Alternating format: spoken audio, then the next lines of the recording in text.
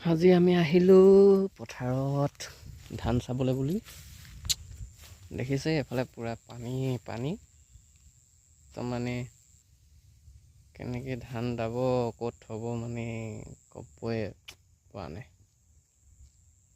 বাপৰে কি হ'ব, পূৰা পানী। ধান চাওক এফালে চাওক। Oh my God.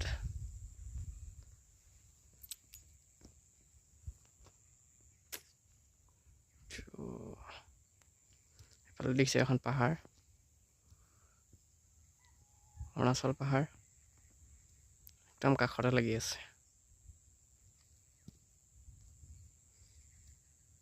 এখন পথাৰত ধান, পিছত পানী।